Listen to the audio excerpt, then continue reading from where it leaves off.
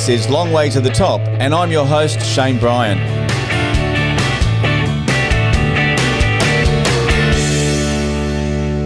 Well, behind the 75 million records sold with INXS, behind the stadium tours, the global hits, and the unmistakable sound, was a songwriter, a composer, a producer, a musical architect.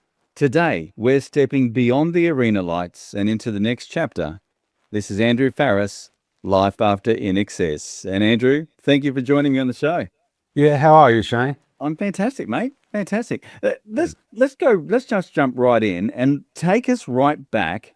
What was the first moment that you realized that music wasn't just something that you enjoyed, but something that you needed to do?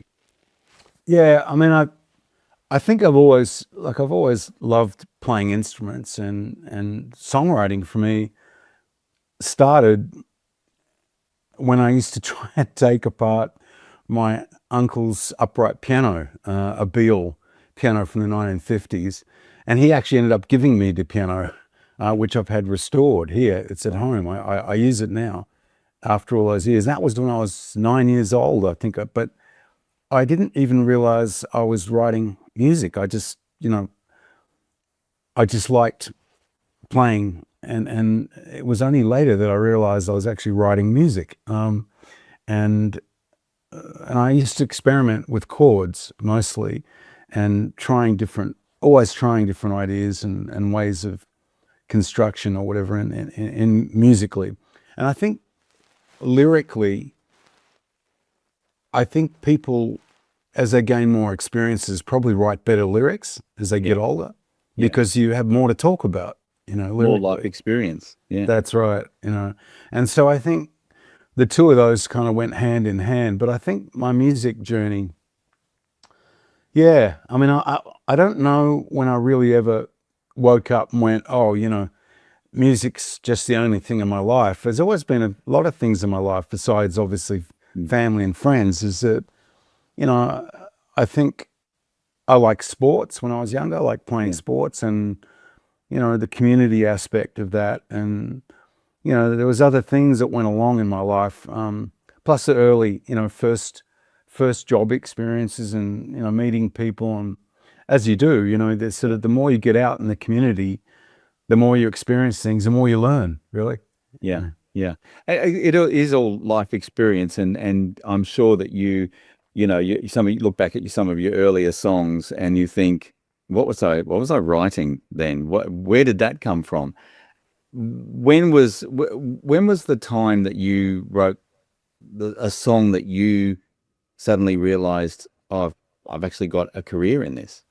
Well, I always looked at songwriting and in many ways I still do, as a luxury. If you've got time to sit around writing songs, then obviously you can pay the rent or pay the mortgage or whatever it is you're trying to do as an adult. But I think it was also probably pressure, ironically, is that when you want to get your music heard and you want to get it out and on the radio or whatever and get coverage of what you're trying to do. And as a band member with INXS, I remember thinking, I better get my shit together and start to write songs that connect with people, so that when we put them out, that people like them, and I think that's something that Michael and I realized as we went along, and especially Michael lyrically, because he didn't really play an instrument. His instrument was his voice, and man, what a voice,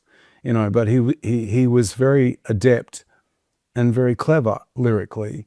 And I noticed that right from the get-go, that he had a real talent, with lyrics to reach out to people. But the very first sort of 3 or 4 singles we put out as a band, I pretty much wrote all of them myself, Yeah. And I think that he began to realize that, more so because he was singing on stage, that he wanted to sing about something that he'd written that he believed in, Yeah. And as a personal thing, I think, for Michael. And, I respected that. That's cool. That's okay. It's good.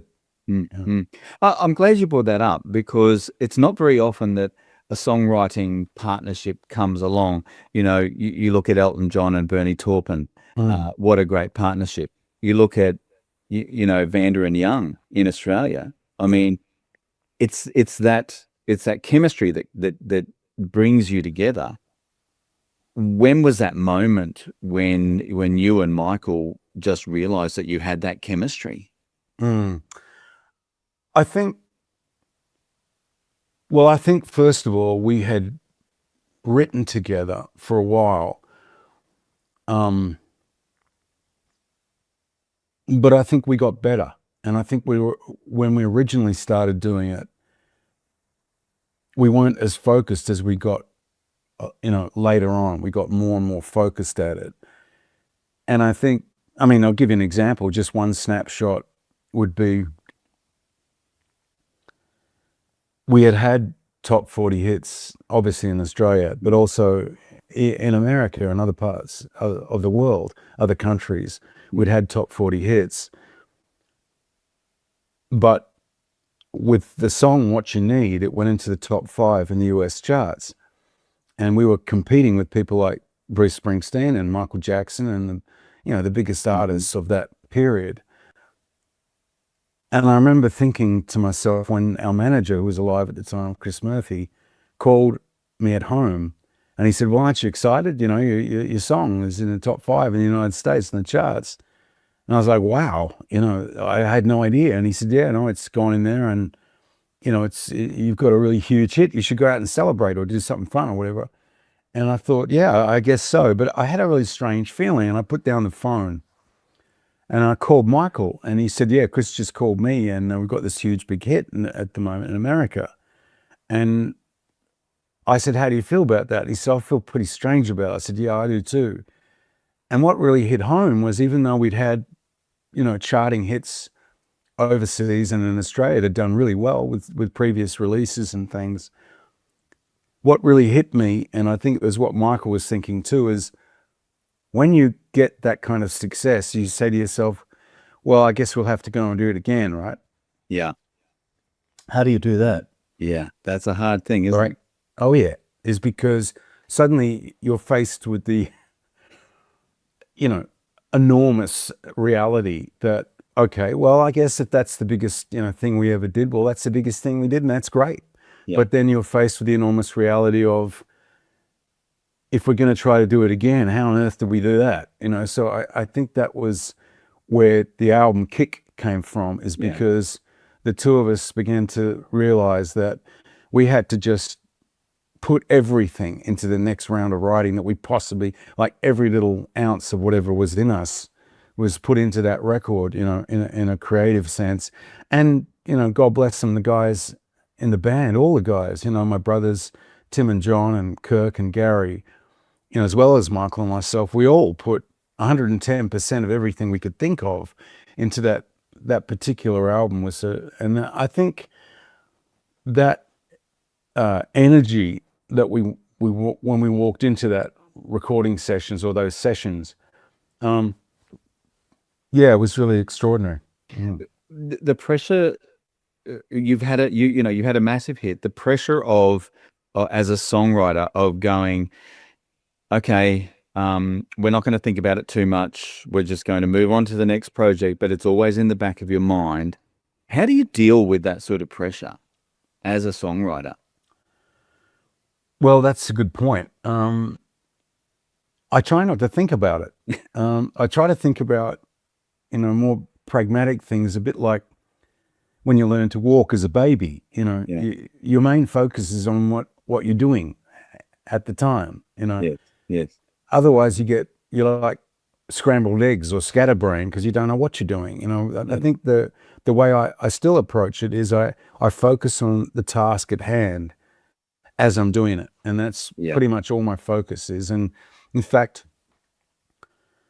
there was a period there around that sort of middle period, if you like, of the INXS albums.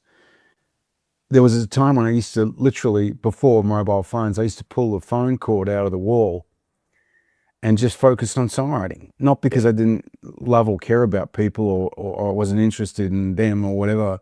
I just realized I had to be so focused on what I was doing, and Yeah. I didn't want any distractions at all, and that helped hugely. And I still do that Yeah. as Andrew Farriss in my solo career. Not so much pull the phone out of the wall, but when I'm writing, my wife Marlena knows me well, and she just sort of steers clear of what I'm doing when I'm writing, because I have to stay focused Yeah. so I don't lose the train of thought. Yes. When you're writing a song, what do you focus on first? Is it the melody, the groove, the lyrics? What's the first thing that comes? I've worked in every possible direction you can imagine. And I mean, in that sense, in my career with what I'm doing now, I'll work with something that I want to work with because, I like what I'm doing. But then again, when I'm co-writing with somebody, I've learned, and not just Michael, I've learned over the years with girls and guys, when I'm co-writing with them, to listen to what it is they want to do, and then spark off that and kind of like, okay, and take that sort of their ideas creatively, take it seriously to where they want to go. Yeah. Yeah. That's important. You worked with Jenny Morris on her Shiver album, and She Has to Be Loved. You co-wrote with her. Yeah.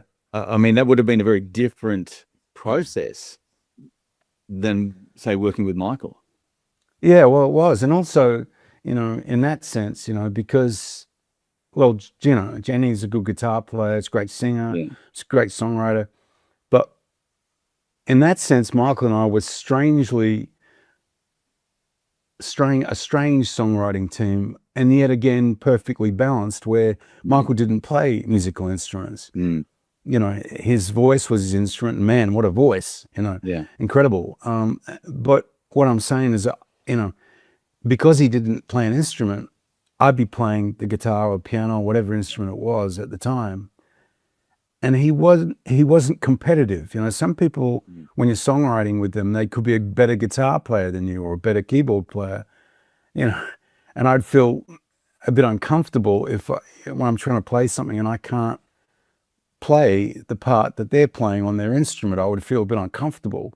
Yeah. But I never felt that with Michael, because we were balanced in that sense where, he wasn't so much judging what I was doing. He was just going, okay, I like that, let's run with that. And that gave me a tremendous amount of freedom, really, as a musician, to go wherever I wanted to go, Yes. Was there a song that was the quickest song that you've ever written?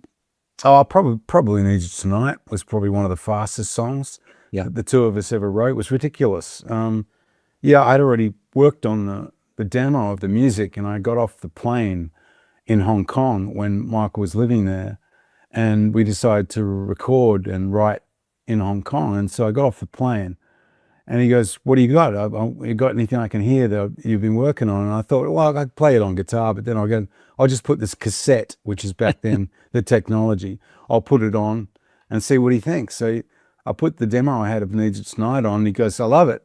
He grabs a pad and a pen, and literally right there wrote out the lyric that you would know as Need You Tonight. Yeah, wow. Asked the recording engineer to open a microphone up and sang the vocal, and it freaked me out because I was like, that's amazing.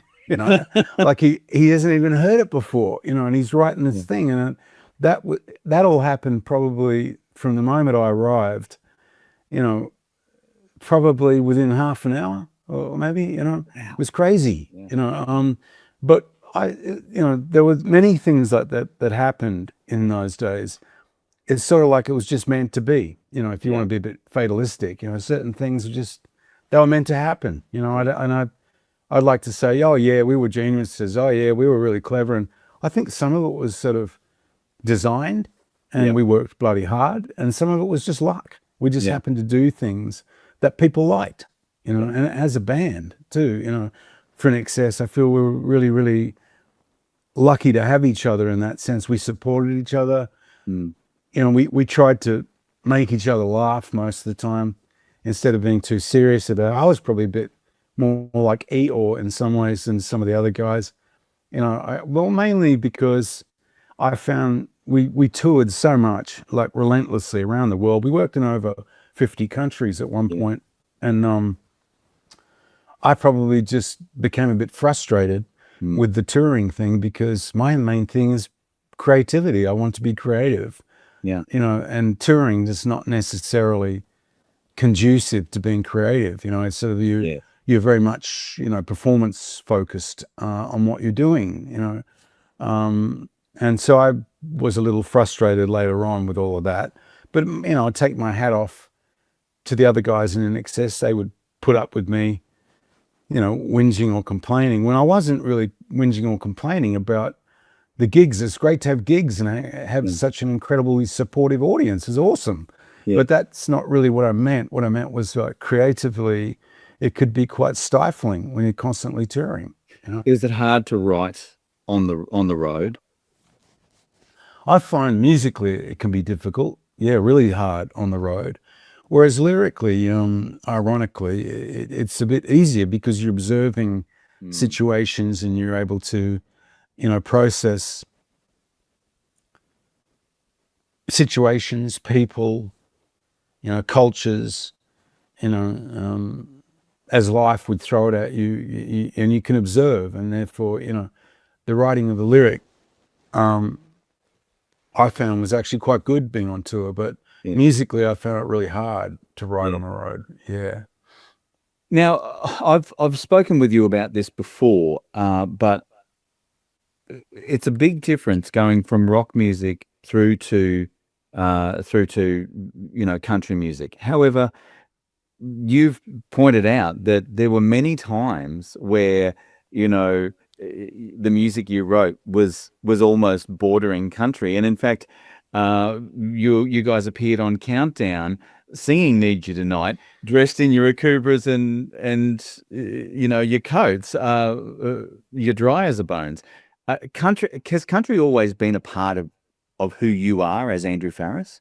Yeah, I think it has been. Well, the connection for me with country and folk music really too is that it's, you need to have the song. You have to have the song to sing in the first place. Yeah. How you stylize the song, it could be EDM, it could be heavy metal, it could be funk, it can be country. So that's up to you to decide what you can or are capable of doing. And that's why I steered myself more and more, especially after my uncle passed away. More and more I began to steer myself. What do I want to do? What am I trying to do here? Yeah. And then I began to realize as I went along that I do love writing songs. Yeah. And I can write by myself. I can write with other people.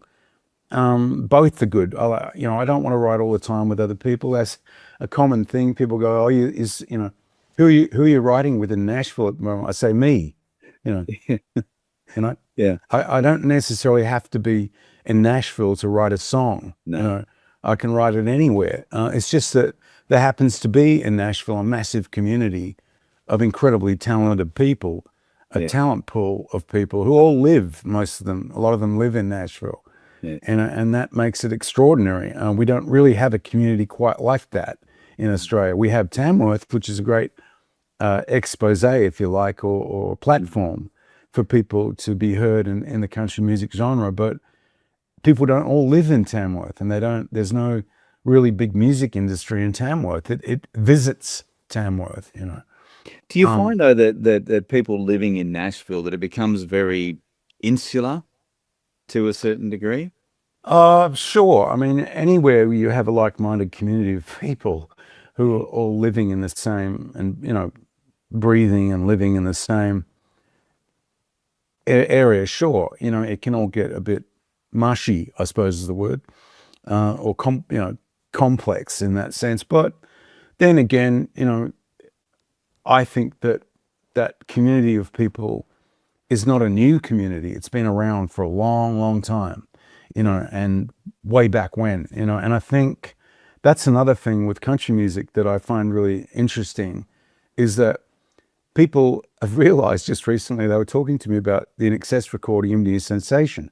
Yes. And someone said, "Is that a banjo that's being played during the song?" I said, "Yeah, I'm playing it on a keyboard as this keyboard sample, Wow. Yeah. Yeah, and it goes all through the song. And it's because, I don't say just because an instrument is often used by a particular genre of music that you can only use that within that genre of music. You can do whatever you want, you know. And once you realize that, it's quite liberating because, you know, creatively you can do whatever you want, you know. Yeah. And yeah, and it's also the kind of instrument, like for example, say Stevie Wonder, you know, when he was using a clavinet in the song Superstition, I can't imagine a better sound than that No. for that song, you know. And yet, I don't know, a clavinet in many ways, it sounds a little bit like a harpsichord from the Baroque era Yeah. of the, you know, But of classical like, music, doesn't it? it's like bringing a harmonica into a song, you know, and you go, well, that's folk music. Well, Stevie Wonder proved that it's not folk music. It's something that can be used as an instrument to enhance the music. Yeah, that's right. Well, folk music too.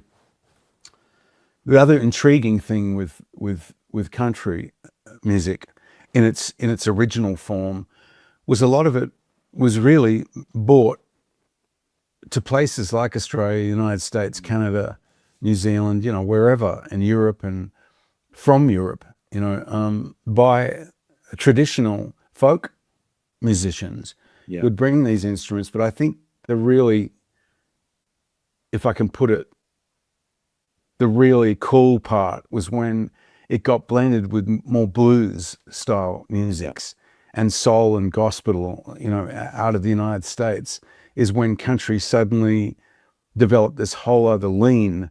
It wasn't just folk music, it was something else entirely, you know. And if you listen to, you know, some of the early Australian country artists and massive legends like Slim Dusty, you know, some didn't really put much blues into the music because it's Australiana, you know. Yeah. You know, which is not, I'm not taking anything away from Slim. I met Slim, he was brilliant, you know, brilliant guy, and what a career, wow. And I love his songs and the whole thing, and Joy, you know, as well, Joy McKean. But it's not that. What I'm saying is that it's the American part of it, that you've got a fusion of different musics all colliding, you know, that make up country music. You know, and it's interesting too that someone say like Bob Dylan, you know, was, you know, he and Johnny Cash got on quite well, and he would go on Johnny Cash's television show, you know, and so did people like Ray Charles, you know, Ray Charles, who was, you know, the genius, you know, ended up having quite a career in country music, and you wouldn't have thought on the face of it that was very obvious at first, you know. There's been a lot of crossover though with country and rock. That's right. Not just recently, but in the past as well. But if we look at more recently, a lot of bands that were, you know, a rap artist that suddenly says, I'm now a country artist, you know, or an R&B artist that says, I'm now a country artist.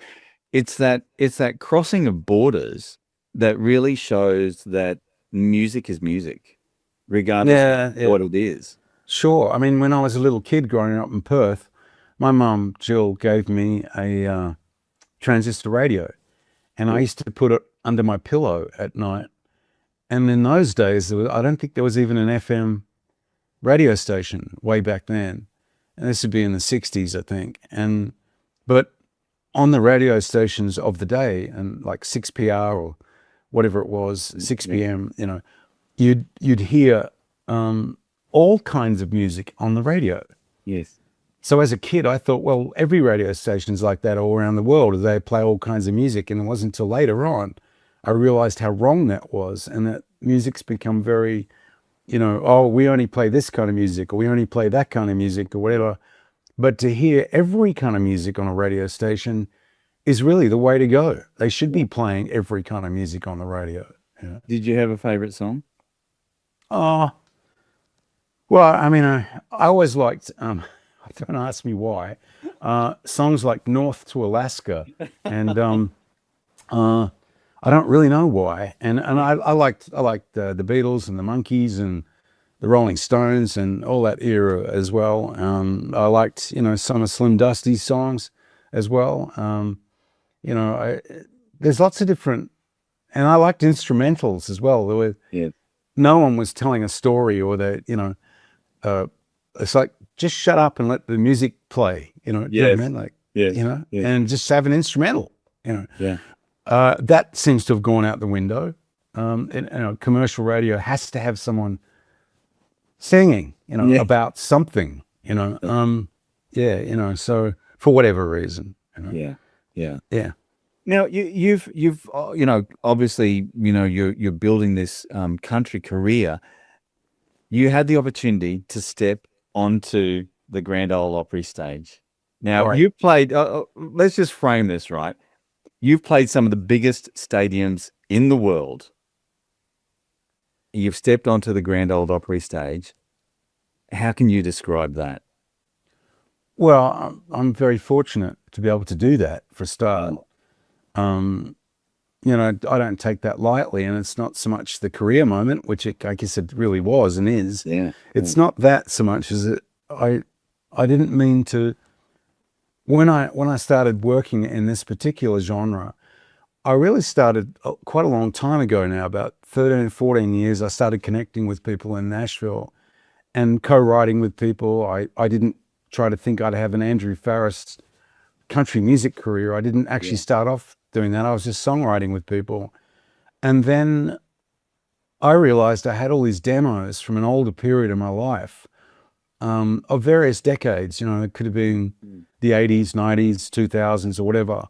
And they all sounded like a big mishmash and a jumble up of song ideas. And then I thought, well, that's kind of a mess, you know. Yeah. Andrew Farriss, the mess, you know, and I thought, well, that's not, I can do better than that. So I started re-recording a lot of my older demos, including the song "Come Midnight."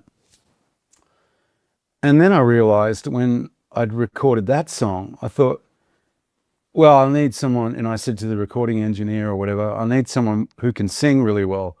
And when I find them, I'll put them on the song. And you know, the engineer looked at me and said, "What's wrong with your voice?" I said, "Well, it's me." And he said, "Well, so what? Just sing it," you know. Yeah. And I think that support that I got from people, they didn't care less whether I was from INXS or not. You know, they just said, "Well, you know, you sound okay, you know, so just sing it. Don't worry about it," you know. And that's where my journey really started, was I going, "Oh, okay," you know, I can sing. yeah, and I don't have to have a hang up about my past career or life or whatever, and just sing and keep writing and keep doing what I'm doing. And that's what I've done. I've just sort of fairly naturally, you know, just fallen into it. I don't expect that everybody will immediately like what I've done or what I'm doing. And in fact, what I'm doing is not exactly like everybody else either. I don't sit around constructing and deconstructing other people's songs to work out what made them hits or even the subject matter. I can't help it. It sounds a bit arrogant. I need to be me. I need to be myself. Yeah. And I need to be true to who I am and what I believe in. And lyrically, you know, I write songs that I feel comfortable singing. You know, I don't really care what everyone else is singing about. That's not my, you know, that's not my problem. You know? Yeah. Yeah. Yeah.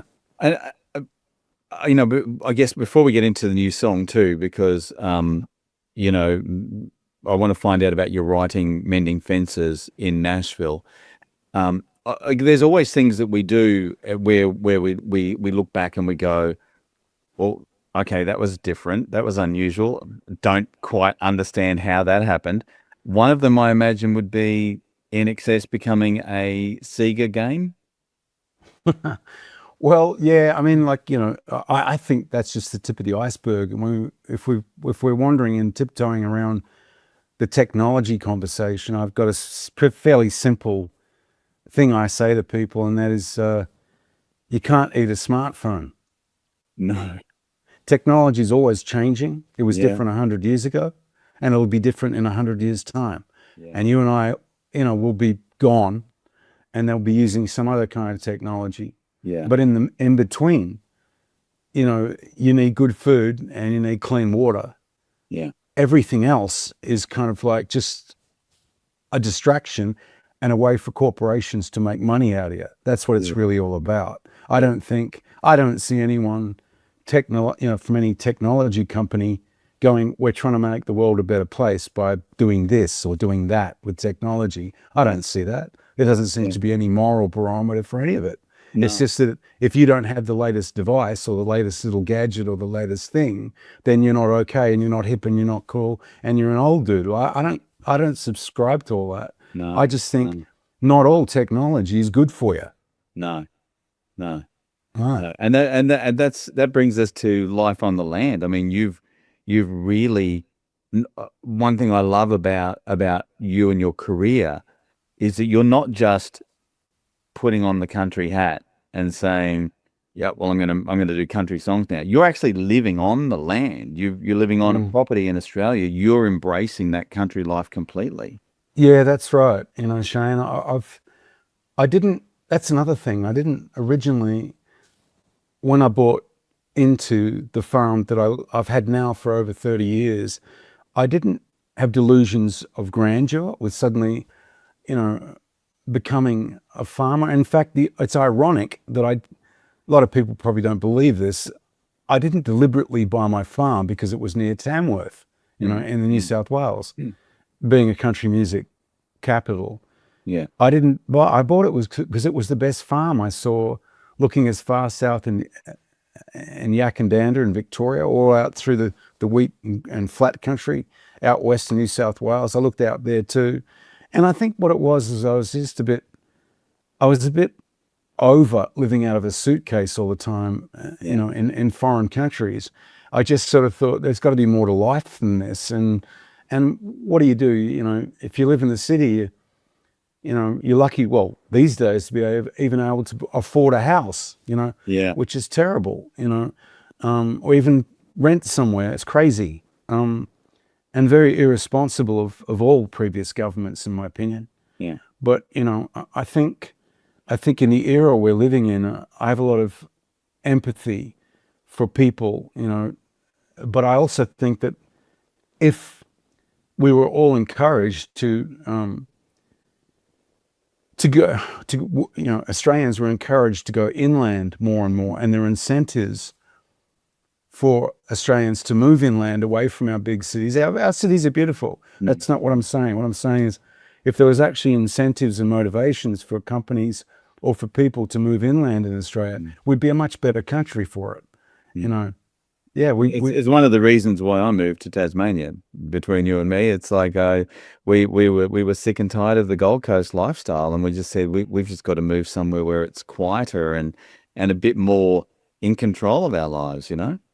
Yeah, well, and the bush has an effect on you if you live in the bush too, you know. I mean, I know the difference from living in our amazing cities and incredible suburbs in Australia to the difference of living out in the bush. I know what the difference is, and I've observed the communities too, out in these areas and the struggles and occasional wins and gains that they make out in the bush. A lot of it goes unnoticed, you know. People live quiet lives out in the bush mostly. You know, they're not sort of, I mean, look at me, you know, they're not attention-seeking individuals, but, you know, most of them are very sort of humble, normal people who work bloody hard. Yeah, yeah. And that brings me to Mending Fences. The song really focuses on farmers and the resilience that they really have to go through as farmers.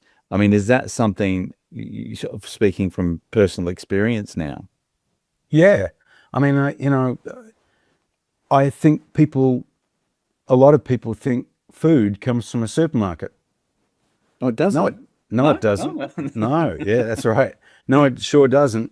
It actually starts, you know, literally from the dirt. You know, starts from the dirt and starts with hard work. It starts with people having to get up and do things that other people would simply say, that's too hard. I don't want to do that. I don't want to get my hands dirty. I don't want to get cut on a barbed wire fence. I don't want to do all this stuff. It's all too hard, you know? Yeah. Yeah, you know. Not easy. Yeah. But well, so that's where the technology bit comes in. Yeah. Yeah. Yeah. But you can't eat a smartphone. No, you can't. No, you can't. You saw your well, we're going to play Mending Fences. I'll lead into that just with a little bit of a segue. But I want to talk about your new album. It's coming out soon. It is called The Prospector. What does The Prospector represent to you? A very unusual name for the. Yeah. Well, well, Shane, the Prospector album title came about because I began to, focus on what songs that I wanted to release on the Prospector, and then I realized I had a stream of thought on lyrically on some of these songs that are very much about observing and looking for things, and I don't mean silver or gold, with an old prospector with a pick over his shoulder and a mule and a gold pan. I'm not talking about that. That's where I was going. Yeah. Yeah, no, what I'm really getting at is that, you're observing things, whether it's trouble in the world or people around you, how people's behavior is and what's happening in the world, And I don't necessarily mean, I'm not talking straight politics, because the world's always changing. Politics are always changing in the world, 1 minute this is fashionable, the next minute it's not, and blah, blah, blah. I don't know about all that. I don't know what the answer is to all that. All I know is that it's a lot of the times, what we're observing is how we, being an individual, reacts to things, and that's where I thought The Prospector was an interesting title. That's all. And it's very relevant especially for what's going on in the world right now too. Yeah, well, there's a lot of trouble in the world. Always has been, I think. Yeah. Yeah. I think just in closing, I think you've had the amazing success of INXS. You've had the opportunity to work with artists like Yothu Yindi, sharing a stage with Keith Urban. Is there a moment that, if you look back at the life of Andrew Farriss, is there one moment that you could go, that's the most amazing part of my life? Well, I've had a lot of them, from the birth of my 3 children, to my beautiful wife Marlena, and there's things that have got nothing to do with show business or music, but they're very much part of my life. I miss my parents terribly. Yeah. As I've gotten older, I could really use their advice on things that I was too arrogant and stupid to ask when they were alive.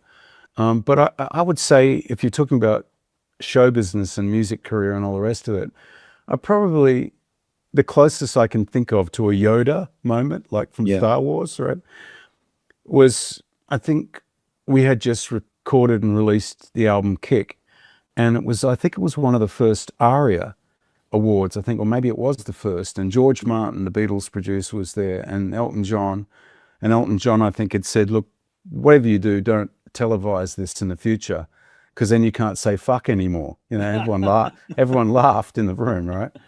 But George Martin, we were talking to him, the band, and I mean, who isn't a fan of that man? Yeah. Anyway, and he was saying, congratulations on the success of your album Kick, and my son Giles Martin, is a massive fan of you guys, and well, oh, shucks, gee, thanks, George, and we're talking to him, and I think somehow, I'm trying to think of how it unfolded. He was, I said, well, yeah, I mean, we're so excited with the success of Kick and our recent albums we've had out in the world. Wait till you hear what we do next. And I remember saying to him, and I'll never forget his Yoda moment when he said to me, what's wrong with what you've already done? Yeah. Most people, they keep wanting something better, bigger, more dynamic, more sensory, more whatever it is, right? But his Yoda moment to me was just brilliant. I mean, I should actually frame that and hang it on the wall, I think, in my house, What's wrong with what you've already done, But if you're wondering what I'm doing after, all these years, Shane, I've kept doing what I always did since I was a kid. I'm writing songs. That's what I do. That's what it all comes back to. Yeah. That's right. That's what it all comes back to. That's where I started, and there wasn't any money in it. I just did it because I liked it. Yeah. Yep. And now you're singing those songs too, which is even better. Yeah, that's right. And I'm lucky. And you know what? The other thing I'm really fortunate about to have in this, so country rock thing I'm in now, folk thing, whatever it is I have a platform to release my music, which a lot of people may not have, and I'm really grateful for that too. Yeah, that is fantastic. When does the Prospector come out? Any date? Yeah, around about June of this year. Yeah, Excellent. Probably late June, but I have a target now, so instead of procrastinating about it, I actually have a target. Awesome. Awesome. Well, make sure you listen to Mending Fences, and if you want to hook up with Andrew's newsletter and get the information as it sort of unfolds with the new album, then head over to andrewfarriss.com. Mate, it's been an absolute pleasure chatting with you today, and I have to say, from a music perspective, there's not many guys that have gone through what you've gone through and stayed so grounded and so authentically you. Thanks, Shane. Yeah. And good to talk to you again, mate. And appreciate you take care out there in the wild world we live in. Yes, so anyway, absolutely. Yeah. Thanks, Andrew. Yeah, see you later. See ya. Thanks, mate. See you. Bye. Thanks for listening. I hope you've enjoyed this episode of Long Way to the Top. Hit plus or follow to subscribe to the podcast, and head over to Facebook at the Long Way to the Top podcast and give us a like. Keep on rocking, and I'll catch you on the next episode of Long Way to the Top.